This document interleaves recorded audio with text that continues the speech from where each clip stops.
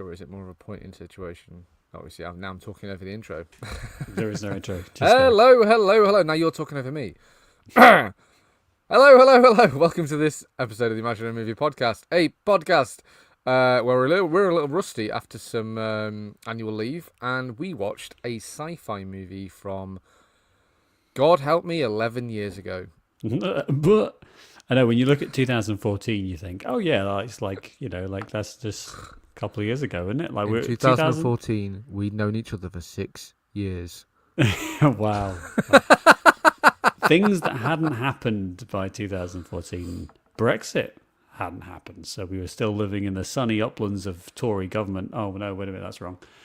A second thing that hadn't happened. Here's one though. I mean, there was austerity. Disabled people's had their benefits slashed here, there, and everywhere. Good. The NHS was in shambles.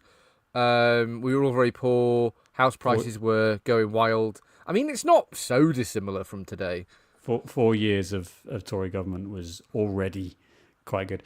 Another thing hadn't happened by then was Donald Trump, who very much, I think, saved Great Britain's graces a little bit by just swooping in after we've vomited all over our shoes. America comes in and says, yes, but don't worry, watch this. And then as again, flashing forward to your very point here, Dave, we're back again. Donald Trump is back, and even more authoritarian than he was the first time. So, yeah, Trump does seem like a real paradox that we have to have exist to save the timeline. That seems like exactly. He's his own father, etc., etc. Some kind of closed loop time travel thing going on here. It's all cyclical. It's going round and round in circles, and just like watching this movie, Dave, I'm just a little bit bored of it. I'm just a little bit bored of all the chaos. You know what I want? I just want things to be boring, but I don't want all of this chaos. I'm bored of the chaos. I want actual boredom. Because... Well, that's why we have movies, Sam, to escape into. To escape to be bored boring by, monotony of life. Although, again, in 2014, if you wrote a sci-fi movie about Donald Trump serving his second non-consecutive term and all of the things he's done, even in the last 3 weeks, I don't think you'd get greenlit because it would be so outlandish and unthinkable. No, I mean they did this very thing in 2006 when they made Idiocracy, and America decided that was a blueprint for that was a map. You know what? That looks great. That looks fantastic. We'll have some of that. I mean, it's the thing is, we're kind of on like an Idiocracy / Nazi Germany vibe is the problem. We're like, well, I think we have to go through the Nazi Germany to get to the Idiocracy. It's all stupid. Well, maybe the Star Trek timeline is off, and this is the eugenics wars, start of the eugenics wars. But after the eugenics wars, we replicators. Replicators and holodeck porn. That's the other thing that we're going to get. That's coming straight for your eyeballs. Holy shit! I think that's getting the higher research. That's worth eugenic wars, isn't it? That's worth eugenic wars, surely. I mean, and that's the only reason the holodeck was invented. Let's be clear. Why are we talking about Star Trek? I don't know. Because I guess we're trying to avoid talking about this movie. Now, this is a 2014 movie we watched. I don't think we've said yet. Called Predestination. Which is a 2014 movie starring Sarah Snook and Ethan Hawke. And basically, that's it. Directed by the Spearig brothers, right? who make some really bang average movies. I've seen they did another Ethan Hawke movie, Daybreakers, which is... They're big Ethan Hawke guys, aren't they? I mean, we're all big. I like Ethan Hawke, which is another kind of like sci-fi vampire movie. You would hate it because of it's just genre blending and it's not your kind of thing, and it's not great either. But it's kind of rooted in an interesting sci-fi premise, which is kind of the same with this movie. The movie is based on a 1959 Heinlein story, which I read on the toilet this afternoon in about 3 minutes. That is a literal thing, by the way. I'm not being facetious. That literally happened. I read the 9 pages that this comprised the basis for this movie. Yes, 9 pages and And boy, does it feel like they stretched 9 pages over just boy, does it 90 feel minutes. like a Robert Heinlein story, and boy, does it feel like a Robert Heinlein story. Oh my god! I've read a bit of his work. I don't think this is kind of like up there in the pantheon of his work. Robert Heinlein is.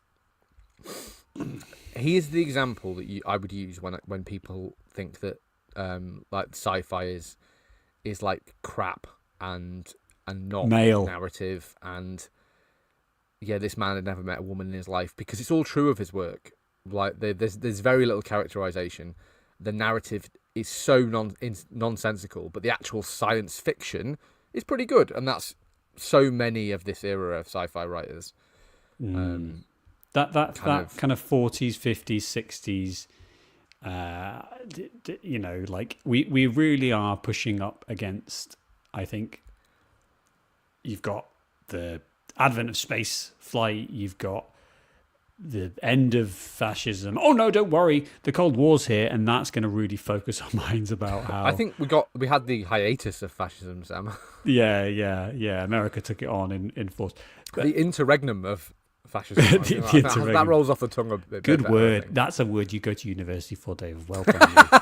Yeah, fucking 18 grand in 25 grand now in debt. Yeah, it's totally worth it. To use interregnum and polemic. Those are two words. But I think Heinlein... And they say university education has been devalued in the last 25 years. Nonsense. Nonsense. Absolutely nonsense. I think the problem with Heinlein is, like, he's really in some ways going into new and interesting places, like this movie, to be fair, and this story, which has a kind of transgender element to it, perhaps, but also still very much rooted, I think, in the crass, reductive, 1950s, 60s view of the world, which is just on the basis of it, conceptually it's cool, and that's the word I'm going to use because it's the closest thing. Like, the idea is cool, like the paradox thing, and the loop, the closed loop is cool. The Ouroboros thing is cool. I remember reading another book of his where it's basically thought crime, and it's about this guy who's basically like attempting to plan a murder in a society where you can be executed or whatever, imprisoned for like thinking about committing a crime. And again, the actual book's fairly crap because it's written by Robert Heinlein, but the concept is interesting, and the way that he explores it is sometimes interesting. Yeah. And we're talking about this at such length because I think that conceptually the movie doesn't get past the roots in that 5,000 word story. Sorry. Yes, and that's not Robert Heinlein's fault, because I think we are talking, because I think Starship Troopers is a good example of a story that comes from him and is a fantastic movie. Really very fun, interesting, fucking brilliant film. Like, that is just great. This is exactly.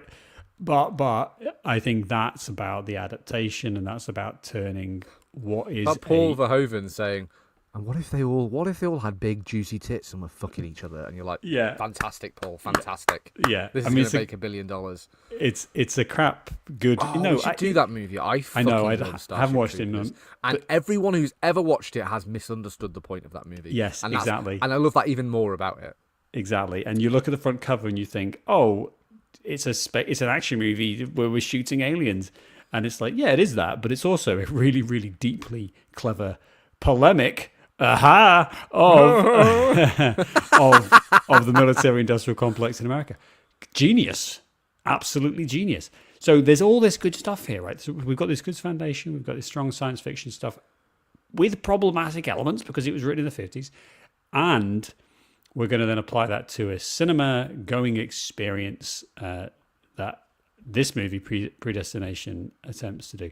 Now, I am trying to really carefully restrain myself so Dave doesn't tell me off for having an opinion. Well, we can say outright, like, I liked this movie. I didn't. But I'm in a position, Sam, where once again, you're giving me all this bile and all these points about like, oh my god, this is so terrible and this is terrible. I'm like, I don't actively disagree about any of it. Like, you're not wrong. All the things that you're saying are true. I guess to presage your larger issues, I would say that I enjoyed the experience of watching this. I didn't find it did feel a bit long, but there was enough going on visually to keep me interested. I wasn't on my phone scrolling the whole movie. Like, the performances were pretty good. It was stupid as fuck. We're in Stupid City. However, I didn't hate it. And I did hate it. And there's reasons for that, right? There's reasons. And I think the problem I have with this movie is, number one, it either assumes the audience is incredibly stupid and dim, and that it doesn't think that you can figure out what the plot twist, and it is very much a plot twist. Like, I think there is an intentionality here that they want you at the end of the film to go, oh, Darth Vader is Luke Skywalker's dad. Crazy. Like, they want you to do that with we can support that in a second. So either the film thinks you're stupid, or the film is so stupid that it doesn't know that it's basically the reveal is pretty crappy and doesn't really make any sense. And also, by the way, you figured it out. I predicted what was going to happen at the end of this movie 15 minutes in, and I feel rather stupid for not doing it sooner, because I think you probably, if you were paying attention, you could do it in the first scene of the movie.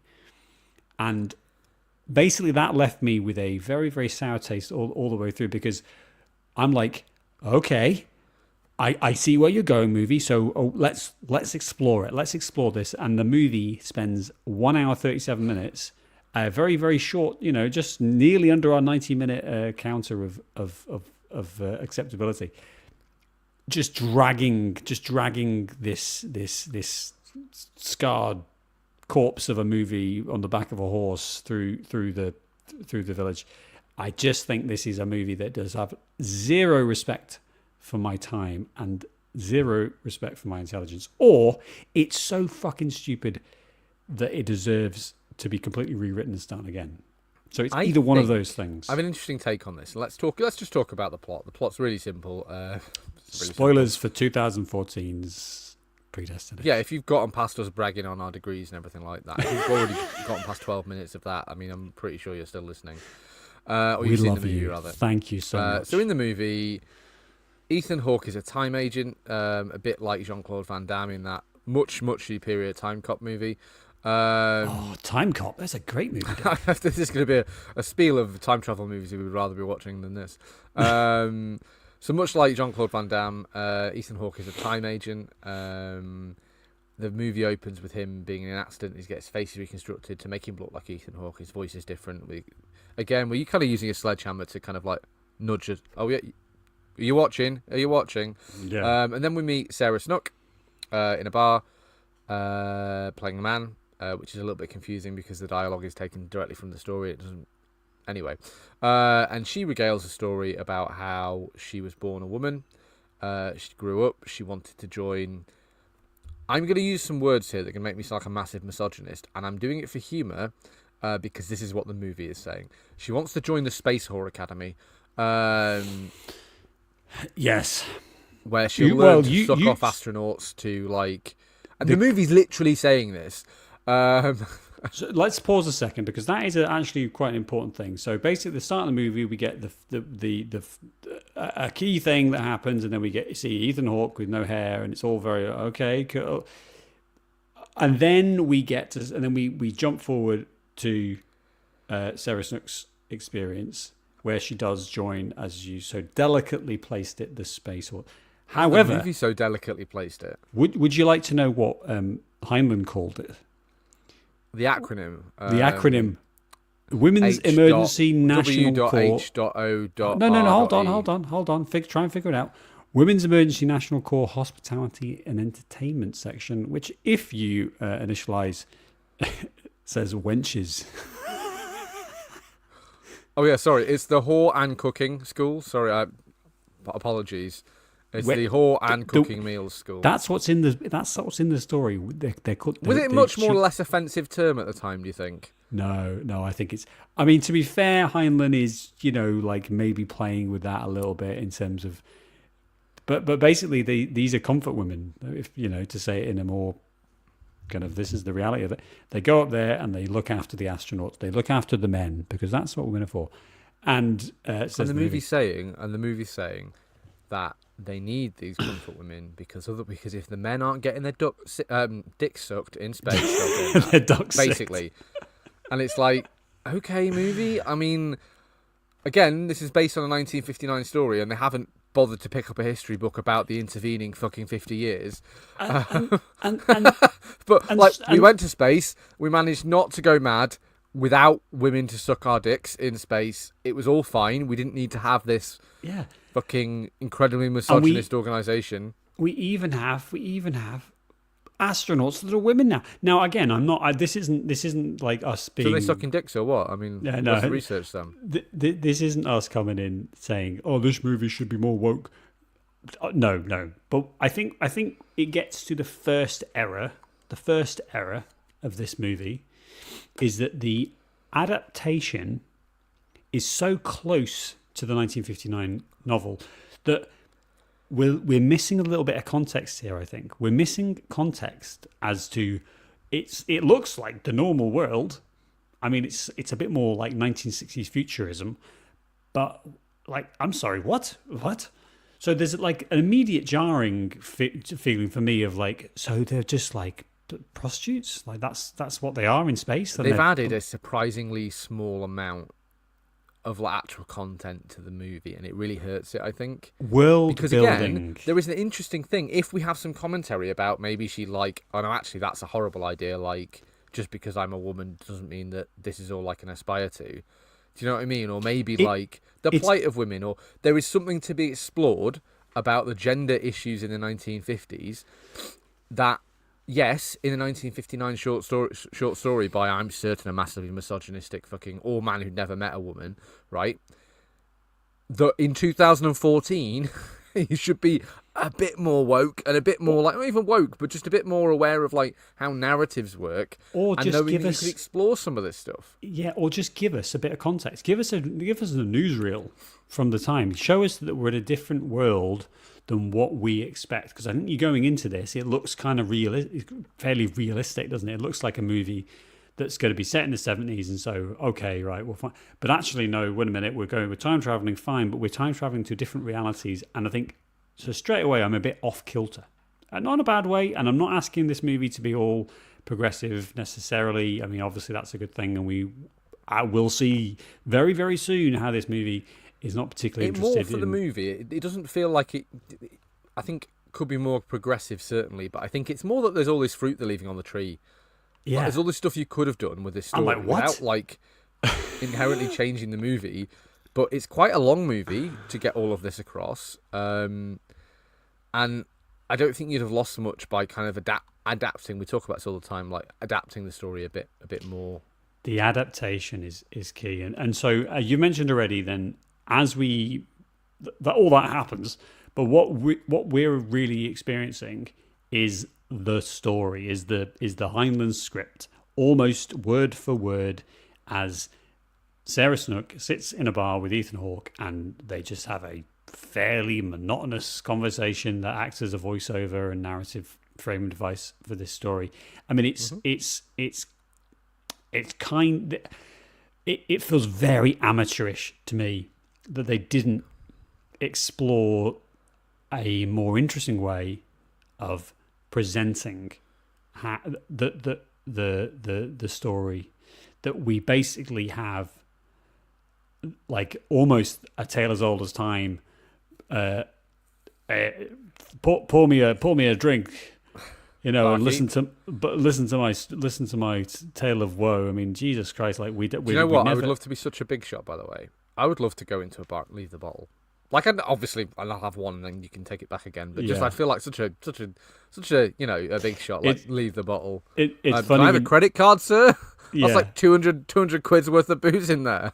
It's funny when we went to New York, and we went to a few bars in New York, and it's like a tab system. You pay at the end, rather than like going up and there were, I think I handed over a credit card to the bar, and they kept the credit card. Like, that was how it worked. And then I don't even carry cards now. I pay on my phone all the time, so I don't know how that would work. You can do that over here, to be fair, for tabs. Quite a lot of pubs do that. They just took my card and then gave it back to me and charged me what we drank. Like, it just feels very nice. I like, but yes, the idea of just leaving the bottle of kind of Western vibe, or I can pour my own drink, like crazy. Not getting fucking little shitty measures from a bar in the UK. Maybe I'm just a lightweight. Maybe in the 70s people were better at drinking. I think that is a public health fact. Yes, Dave.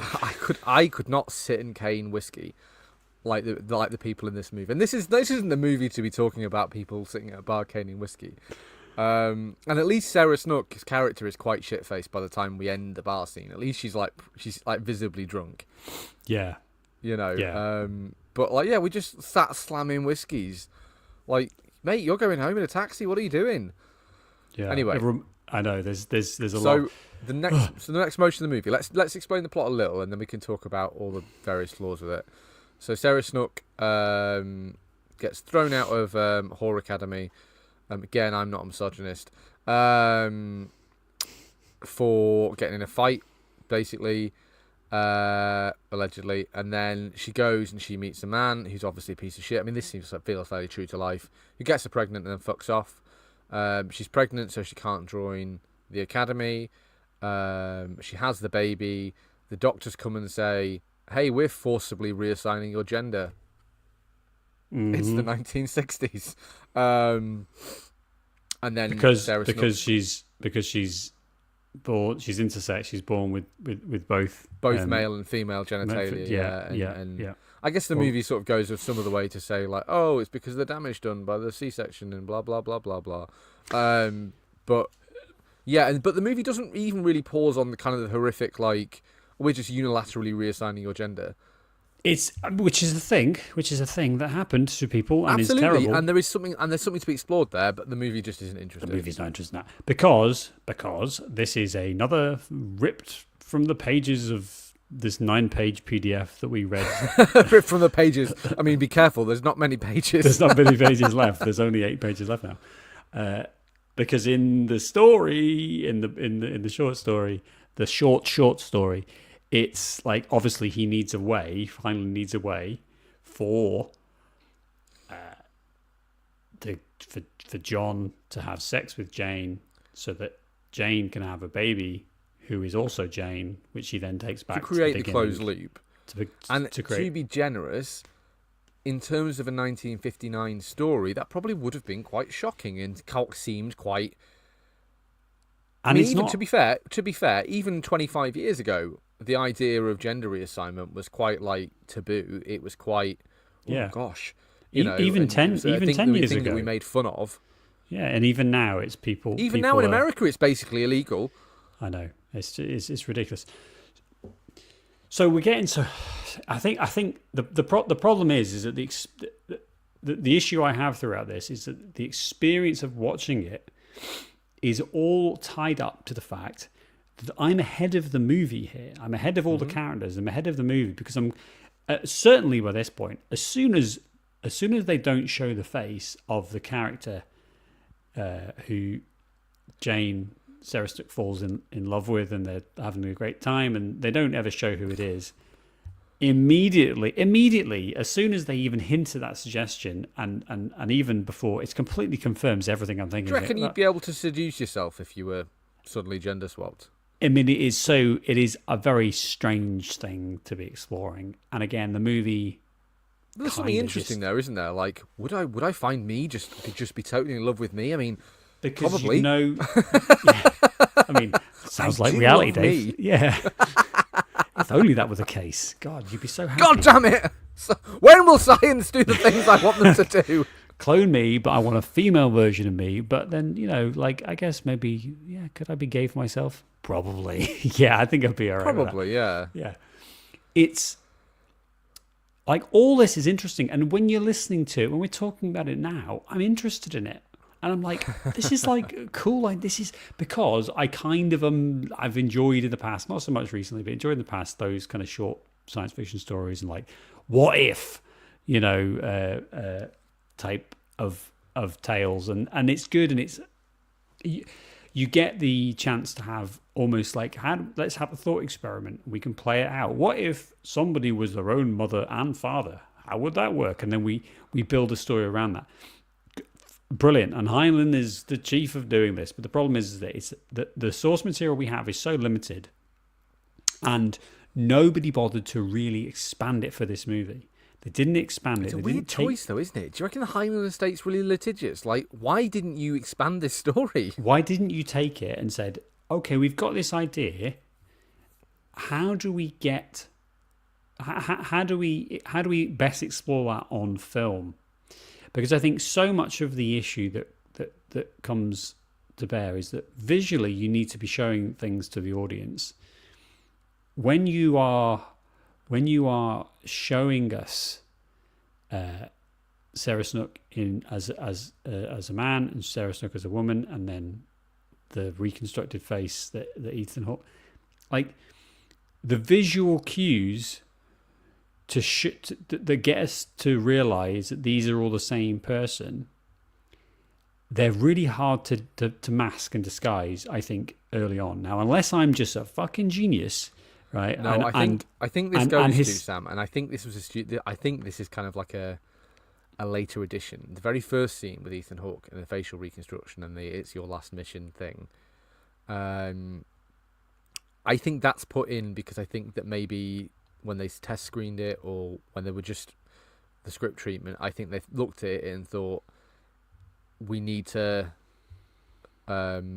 foreshadow this. And I think that scene kind of gives the whole game away, because you're like, yeah, it's quite clear quite early on that Sarah Snook is Sarah Snook's father. That's really clear from really early on. But I think that if you got rid of the Ethan Hawke scene from the very beginning, I think the Ethan Hawke reveal would be a bit more of a turn and a bit more of like, oh. But they put that scene in almost to be like, so the audience doesn't feel tricked. So it's a really weird thing when the whole movie hinges on this reveal, to then write a scene where you give it away in the very opening scene basically gives away the whole movie. Yeah, and to be clear, I didn't quite get it at that point, but I think I'm trying to remember the exact point where I got it. I'm just looking back at the, because it's the point where I think Sarah, when Jane, yeah, it's when Jane. I mean, as soon as really Jane walks into the bar, I think for me that is the point where you go, okay, like they're clearly there's a familiarity in the performance that I think is it just felt right. It just completely felt right. And then you're basically waiting for it, but the movie ekes it out so long and gives you so little.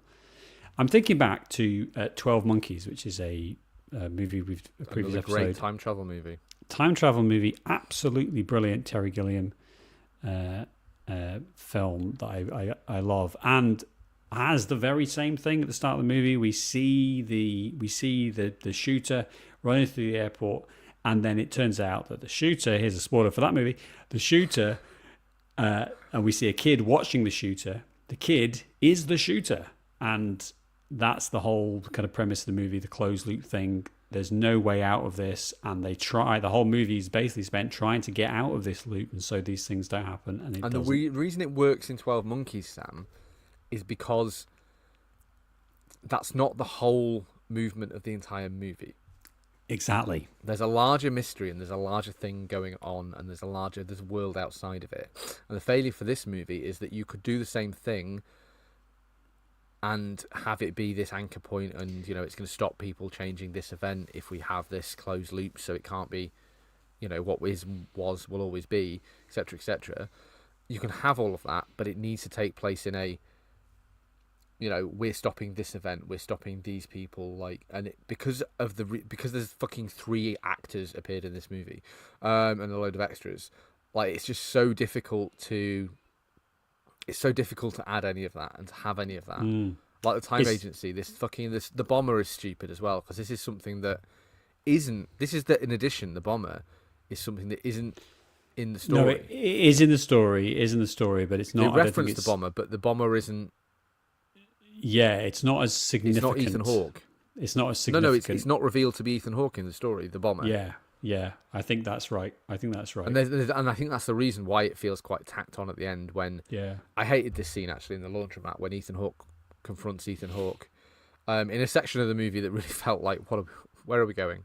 Nowhere, as it turns out. And he confronts himself, and it's Ethan Hawke going, "Oh, look at all these lives I've saved," and it just. None of it makes any sense because it hasn't been introduced or explained or talked about, and it isn't introduced really or explained or talked about in this scene. So it's just like, what? Well, at the start, we get a conversation between Jane and John. Jane and the bartender, Sarah Snook and Ethan Hawke, and Jane. Fucking hell, this is Sarah Snook and Ethan Hawke having a conversation, right? That's what we need to know. And Sarah Snook says, "Yeah, but he's probably just like getting rid of the chaff type of thing, you know. Like he's not like." And he's like, "Well, don't talk like that in here because people have died and blah blah." Another massive dude.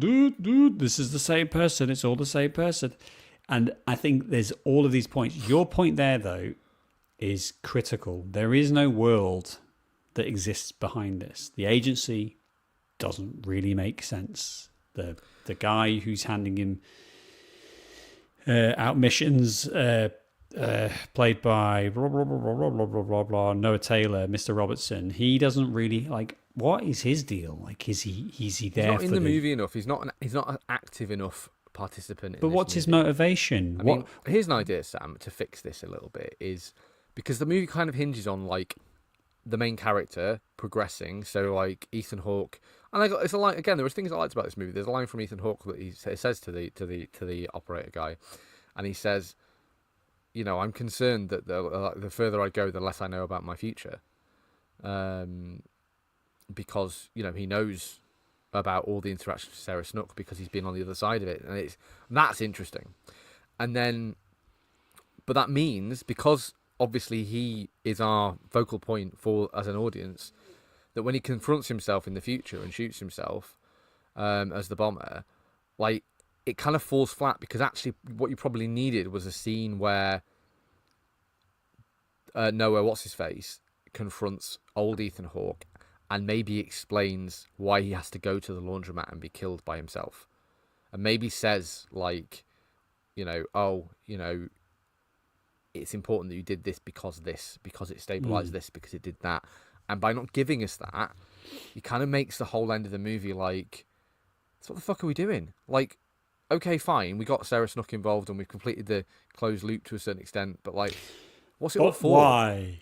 But why? The question that is always at the forefront of your mind, isn't it? Especially when you're going into a movie for a podcast. But why? What is it that Noah Taylor wants? What does Mr. Robertson want? Presumably he works for the US government. I mean, why are they so invested in this? Are they?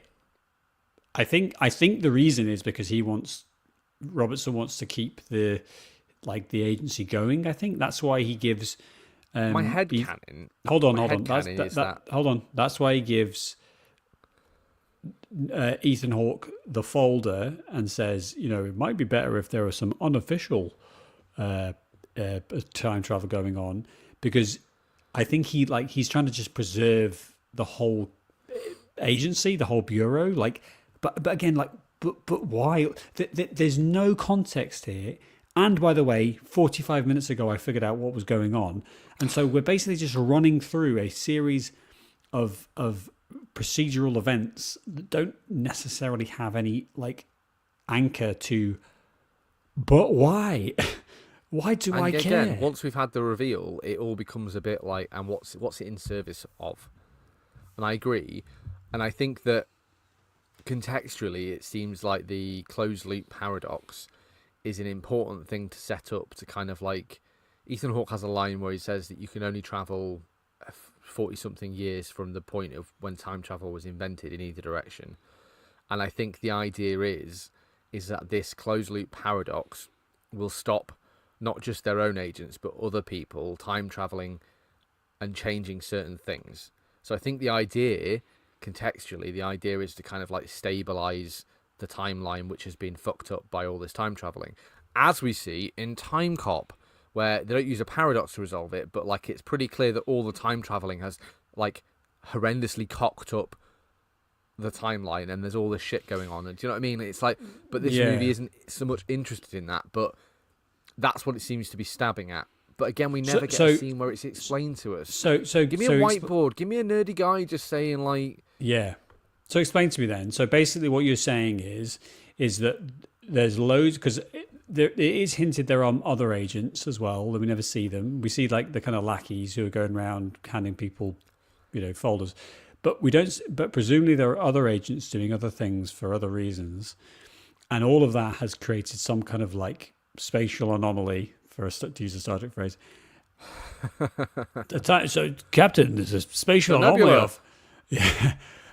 And so there's spatial... Basically, things are fucked up. And so by keeping Jane, John, bartender in this perpetual loop, it anchors some kind of event that they can use to pin down and say, well, as long as this is happening, then all the other things are going... Is that? I mean, that seems like a fucking... I don't recognize that at all. Noah, what's his face, the agent, still say that like it's important that the protagonist, because he's his own mother and father, because he only exists because of time travel, he kind of... It might even be as simple as like anchors the invention of time travel, because without time travel, Sarah Snook wouldn't exist. So the guy's pulling the strings to make Sarah Snook, and having Ethan Hawke, who is the same person, basically be the agent who goes around and does all of these things. Like he takes John back to impregnate Jane. He steals the baby and takes the baby back to the orphanage. He takes John to become an agent. He goes back in time and saves himself after he's been blown up, so he can go back and turn into himself. He also, as it turns out, is the bomber who's been planting all these bombs, which is like the catalyst for the entire plot. It's like the end game. And then he kills the bomber, and then off screen again. Why isn't it in the fucking movie? Becomes the bomber, thereby completing the loop. And so I think because of the psychosis, which is another massive Deus Ex Machina. Yeah, but it seems to be like we're not seeing the strings being pulled enough to understand that, because there is something interesting in there, that this guy's the victim and he exists and he's been endlessly tortured basically and had this hard life. And Ethan Hawke says to the guy, he's like, "Oh, I've caused her so much pain. I've caused him so much pain, and it's just going to be more painful." And like, so you basically got this martyr across time, just repeating this same series of events over and over and over again. And then that's the Ouroboros thing that we have, the snake eating its own tail. The snake eating itself, which is so... But we don't have enough of this guy in a suit pulling the strings, which I think would give this movie a bit more punch. For every reason. If it was a bit more dystopian, if it was a bit more like... But that's just 12 Monkeys. That's just 12 Monkeys, a way better movie made way before. And in 12 Monkeys, we have exactly that. We have the very core idea. At the end of 12 Monkeys, we see them on the plane. We see the doctors who are interviewing Bruce Willis on the plane because they want the virus that destroys the world to happen, because by doing so, it cements their own... This is what we figured out, basically, is that it cements their own position. It cements We've done 12 Monkeys for the podcast. Yeah, we've done. It's a fantastic movie, but it has the point. It's that they're doing it because it would cement their position, make sure that they are the ones in charge once the shit goes down. And so they're encouraging and actively allow that to happen because it means they hold their power. Now, Robertson, I think, is such an underused, this is Noah Taylor's character, underused, underdeveloped, and actually is more in the way than if you just had a guy who didn't work for an agency, who just figured out how to time travel. There's a corner of his basement, and if he steps into the corner of his basement, he can time travel to where he likes. And I think but all of this original sin comes down to the very start of the problem is that we're not. It's the paucity of the adaptation. We're not adapting this effectively for cinema. Exactly right, Dave. Exactly right. And I think I found it such an aggravating experience to watch this movie. And even afterwards now, I'm in the cold light of podcasting, I'm maybe a little bit more mellow than I was, but watching this, it was so aggravating because I'm like, yeah, I get it, movie. I understand what you're going for. Just fucking tell me. Just do it. I mean, the worst scene for me, the very worst scene is where a bartender says to Sarah Snook, Ethan Hawke says to Sarah Snook, so if what happens if you could like just go back and kill the guy who got you pregnant and fucked up your life, and there's no consequences, would you do it? And Sarah Snook's like, well, yeah, I guess, but hey, Sarah Snook, by the way, we can literally do that right now. Come with me into the basement. Oh, by the way, time travel's real. And pull, snap, there we go. I'm like, I'm sorry, what? Like, because it comes down to what the movie is interested in telling you, and I think that there's a failure of understanding what the audience will be interested in. Because again, as we talked about, this movie made no money. Once again, maybe Australian cinema. Australians fucking Australia. This is the problem. It's always Australia. Fuck you. They are our nemesis. They are the nemesis of this podcast. The whole country. I didn't like Mad Max Fury Road either, so suck it. You're wrong on that one. That is the official position of the podcast. It's not the official position of the podcast, Sam. The views of Sam do not reflect the views of the Imaginary Movie Podcast as a whole. But yeah, no, I just think there's it goes to that point of is it disrespecting my time or is it just stupid? And I think as you go through, the original sin is in the poor adaptation, and we've talked about how important that is in the past. But I think also we go back to that very central point that most of this is happening in a very fairly dull voiceover that doesn't really drive us along. There's no external scenes really. There's nothing that takes us out of the world and get like what's happening in the context. And I think all of this ties up to just, along with figuring out the plot fairly early on. I guess if you hadn't figured out the plot early on, then all the problems that I'm going through there, maybe it's not as big a deal. Maybe I just happened to unlock it a little bit quicker than the movie intended. Maybe you know the rhythms and you know what to be expecting. I want to talk about positively a bit about the movie, not at length, but just a little. Okay. And you feel free to disagree with me, but let me get it out. I actually really enjoy the initial scene where we're kind of going through Sarah Snook's life. Not because it was particularly innovative or particularly interesting on itself, because it's not. It's been done a million times. It's been done a million times better. But I think it was a really good showcase for us just watching Sarah Snook basically act in a vacuum, which I always enjoy. And the actor who portrays her as a child, and then we see her as an adult, and I think she's got such an expressive face. The only other thing I've seen her in is Succession, I think, which she's really good in.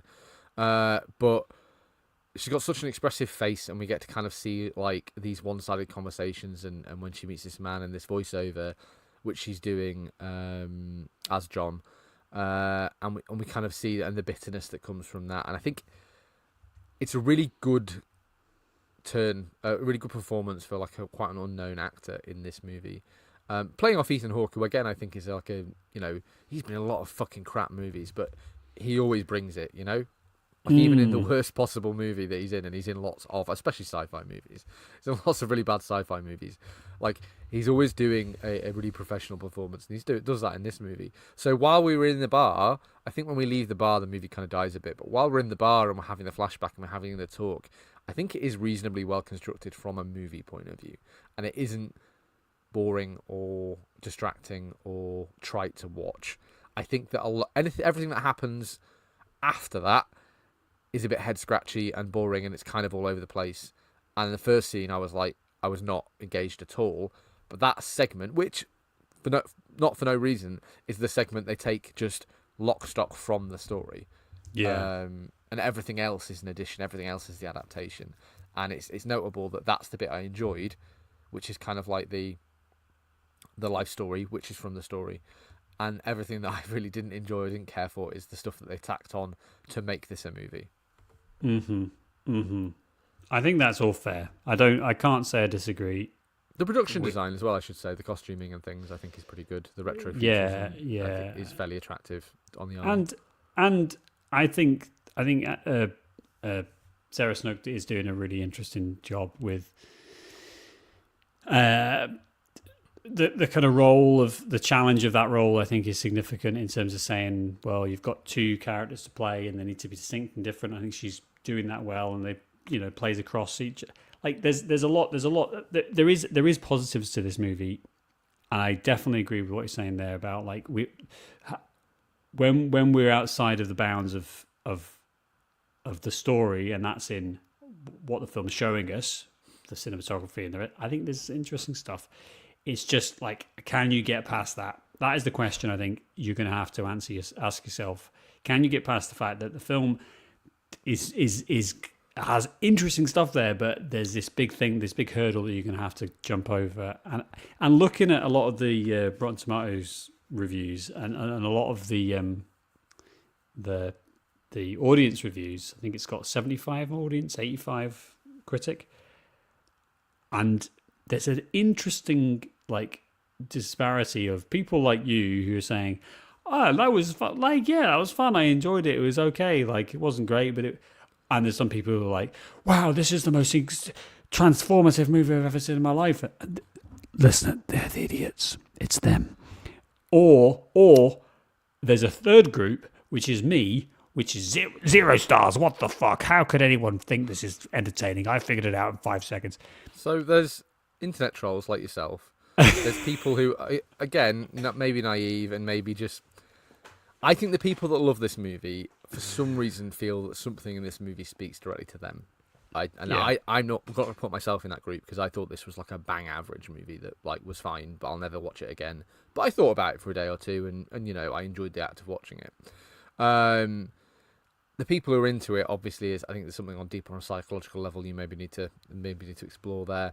The people who hated it, like yourself, I largely think that the segment who hated it just didn't watch it. Because there isn't loads of vitriol about this on the internet. Yeah. This wasn't popular enough to be like, oh my god, I can't believe, look at the time travel, it's so inconsistent, and the rules of time travel, Back to the Future, blah, blah, blah, blah, blah, blah, blah, blah, the Avengers, blah, that group largely didn't see this movie, this like indie Australian movie that made fuck all money. But I'm glad we watched it. But I'm never going to watch it again. And I didn't really even feel comfortable recommending it to you, which is why we watched it for the podcast rather than me just being like, Sam, you should watch this, because I couldn't in all good conscience, stand by that. Yeah. I'm not one of these greasy politicians who goes back on the things he says. I couldn't have said, Sam, you should watch this movie, you'll enjoy it, because I knew that probably wasn't true. No, and you've good judgment on that front. I have integrity, Sam. It's absolutely to the end. And, I think I always try, I very much try to have a measured view of movies and really try and see both sides. I think this is one of those occasions where, sometimes movies just hit you wrong and they just don't feel right. And there's something, maybe I was in a bad mood. I don't know. But at the end of this film, there certainly is like how receptive are you in the moment to a movie? Yes, and I think sometimes you just go, "Fuck you, movie!" Like, excuse me, what? Like you're asking me to, and I think sometimes it's like if you go in thinking this is a shite. What's that? There's a Matt Damon movie called something Matt Damon sci-fi. If you tell me something that happens in it, I might be able to narrow that down. The man's made about no. The Adjustment Bureau. There's a Matt Damon movie. Sam, that sounds like a made-up movie. If I'm being honest. No. Then again, isn't the sequel to The Accountant coming out this year? So what do I know about made-up movies? It's The Adjustment Bureau. It's a Philip K. Dick, loosely based off Philip K. Dick's short story, The Adjustment Team. And it's kind of like, if you go in there thinking, all right, it's going to be a bit of a slow, like, there's going to be weird things in it. It's going to have teleporting. It's blah, blah, blah, blah.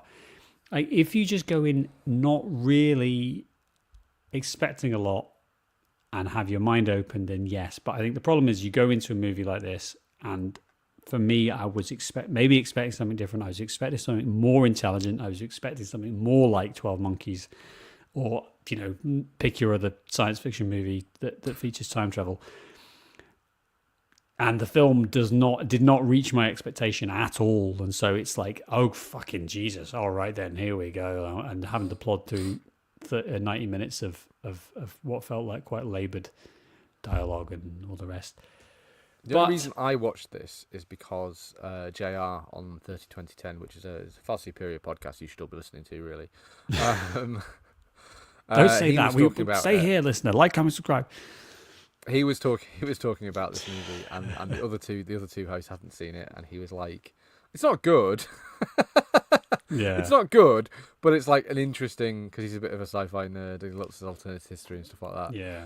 And anyway, the way he sold it, I was like, "Oh yeah, okay. Well, if I see it, I'll watch it." And then I saw that it was streaming, and I was like, "Oh well." And you watched it. That. Yeah, there we go. The last thing I want to just very, very briefly touch on, and only to say that we haven't really spoken about it because I think we don't have the knowledge or experience to do so, is that this movie is obviously exploring gender, and I think just barely. Well, it is though, and it's probably quite a mainstream, and certainly if you think back to the time that it was written in the 50s, mainstream in that it's a small Australian movie that no one saw. Yes, starring Ethan Hawke. Okay, yeah. But I think there is something to be said, and there are probably, I think there's views out there that are going to be much more informed on trans issues than two fucking idiots like us. But I would suspect that it is viewed perhaps as a interesting exploration of trans issues, but probably just like the rest of the movie, quite unsophisticated. Unsophisticated and undeveloped, I think. Because I don't think the movie's necessarily saying it's bad or it's good. Do you know what I mean? It doesn't really have a lot to say about it. It's a plot device so that we can have this weird thing happen. I mean, that's kind of the extent of it. However, how many moderate science fiction action movies can you think of that have this kind of quote unquote representation in it? I think is not that many you can count. So go and listen. I think it's worth going and seeking views from people who are much more experienced on and have more legitimacy than us. But I think it's interesting to have that in a movie and to be exploring that, and probably, that it's not the most sophisticated version of that, but still, I think that's worth noting and worth going and finding out more if you're interested. Absolutely, yes. If you can find a podcast with some more informed and intelligent people who wanted to watch this movie and then talk about it, absolutely seek that out. Yes. I mean, more informed and intelligent than us. Is it just bottom of the barrel podcast like us that are watching Predestination from 2014? It does appear so. It does appear so, especially when there are so many other science fiction movies, other time travel movies that we could do. But there we go. And so many movies from the 1930s, Sam. Oh, good Lord, listener, Jesus Christ! I mean, this is the problem, isn't it? This is the problem of doing crap movies. Is that the next week you're like, let's do something good. Because I think what did we do? I can't remember what we did last week, but we had a good run recently of like good movies. Like, okay, this is Civil really War, fun. The 2024 movie. That was excellent. Really, and then I think at the end of that episode, we were like, we need to do something shit. We need to do something to really just get in the mud and just like fling crap at each other. Yeah, I think this caliber of movie is a totally fine movie for us to tackle on the podcast. I think, shows this movie the light of day. Hopefully, all those maniacs who gave this movie 100% on Rotten Tomatoes, like, see it pops up in their newsfeed because so few people are talking about this movie. That brings us some subscribers. Who knows? Even if you hate us, listener, you downloaded the episode. You didn't. You downloaded the episode, so we're gonna get all the ad money. Have we got ads? Do we have ads? Again, bottom of the barrel podcast. Patreon.com/ In fact, I'll just post my bank details online, and that'll be much easier and avoid any tax implications as well. I'm certain there's absolutely no downside for you posting your bank details online. So I'm certain there's absolutely no way that anyone could misuse those. No, I think that's fine. I feel good about that. I think also as well, we just have to keep in mind that, you know, perhaps we are in our own paradox where, you know, does a podcast... I have often asked if we're the same person. Yes, yeah. But what I was thinking, if a podcast falls down in the forest and there's no one to hear it, does it make any noise? I don't know what the answer to that is. Evidentially not. Your Spotify feed is littered with one episode podcasts. They did one episode, they were really excited, and then nobody downloaded it. In absolute opposition to us, Dave, who are soaring after 5 years, 300 episodes, and we are unstoppable. We will not stop. You can't stop us. We won't stop. We can't be stopped. We are in our own closed We are loop. podcast terrorists in a bunker, and we will never, ever stop releasing this podcast online, despite the fact that absolutely nobody wants it. Yes. I mean, people do. People do want it. And if you're listening to this, just like the thought experiment that I outlined just seconds ago, if you're listening to this, clearly you want it because you're 55 minutes into an episode about a movie we didn't really like.